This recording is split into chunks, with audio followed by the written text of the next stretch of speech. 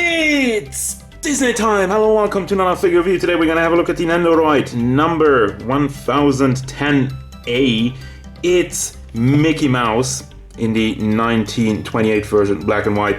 The first appearance of Mickey Mouse. Now, you know me, I'm not the biggest Nendoroid or Disney guy, but this is just, it's almost like a piece of history. That's why I wanted to have it, and by the look of it, it seems pretty good, seems pretty accurate, but let's go deeper and actually review this guy. The mouse.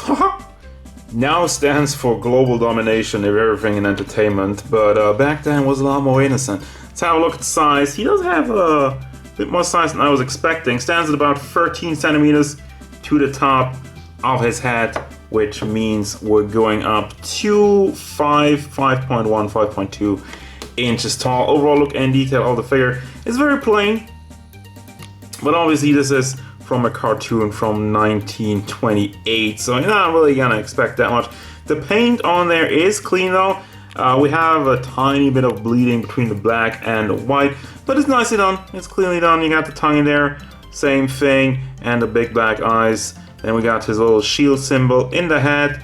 It's a little bit off the mark once again, but you know, just I could say it's not much to paint here, so that they screw up little things is already a lot bigger in the grand scheme of this figure, but I'm not too much offended by it. Now we go down to his the buttons on his pants. Same thing, it's nice in the white, and we have a hole in the butt, which almost looks like a face. the fabled Mickey butt face. And the rest of it is obviously black and gray, because that's, then we got some spots on the boots. But yeah, that's the version I ran with, because I like this one. There's also a colored version. This is why this one is the A version, but I wanted to have the iconic look in the black and white, just as it was back then.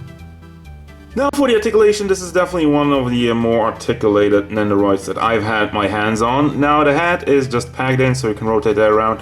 And we got ball hinges everywhere else. Ball hinge in the head, shoulder, rotation in it, and the hand. Same thing, also in the chest area. That I think is just on regular ball pack. Has a little bit of rotation, not too much, but you can force it actually. There we go, has some nice backward movement, forward movement, and then the leg, ball hinge, and another ball hinge at the foot to round this off. Very simple, but effective. Now for the accessories, we got a bunch of them, because what would a Nendoroid be without accessories? First we got the whistling face, nicely molded, nicely painted. You get just kind of the black in the mouth and the closed eyes with that. Then I don't know what you call that. It's a steering wheel for the boat. I'm just gonna call it like that. I know there's a word for that, but apologies to all you sailors out there, I don't know. Once again, English is not my first language. I haven't said that in a while, because you guys always think I'm American, but I'm not. Then we have these a little bit bent arms, so you can replace that with the regular ones. Also, you can take the hands off. You got the grabby hands, those are just on ball packs packed in. So you can take this off and put that on any other arm you desire, because you also have the bent arms with like a little bit more closed hands. A little bit, the fingers are a little bit closer to each other as they were on the previous one. And I have something in my throat. Then we got bent knees, the small bent knees, and he has a tail. That's why he has a hole in the butt for the tail. I completely forgot that back then Mickey Mouse had a tail. Holy crap. Then we got the base. It's the regular Nendoroid base, but they actually painted it, which is very much appreciated. It looks super cool, even has some shading on it. Kudos to that. Then you got the regular Nendoroid arm and another pack for more stuff. That's gonna do it. And here we got the finished product. Couple of things to note. Yes, the tail is on a ball joint, so you can rotate that around a little bit. It disconnects pretty easily though, because it's in there tightly, but you can spin it around a little bit.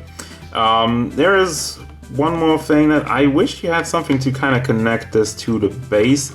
I'd have put it on there, or you know, next to it, but there's nothing there. I mean, it stands fine. It's just a small nitpick. And he does hold on very tightly to this, by the way, so that's also very good for your posing. And yeah, final thoughts, I do recommend this. As I mentioned at the beginning of the review, I feel like this is a little bit of a piece of history, and I'm I think it's really nice. It's something out of the ordinary. Didn't really expect Nendoroid doing something like this, but it fits. It fits very well for their line of figures, and they did a fantastic job with it. So yeah, who doesn't want a little bit of retro Mickey Mouse in his house? I do. So there you go. Recommended 100%, guys. Really nicely done. Not a single thing I could complain about. That's gonna do it as usual. Thank you very much for watching. Don't forget, if you enjoyed this review, hit it up with a like and subscribe to the channel so you can stay tuned for more figure reviews, card game stuff, and whatever Mickey Mouse wants. Haha!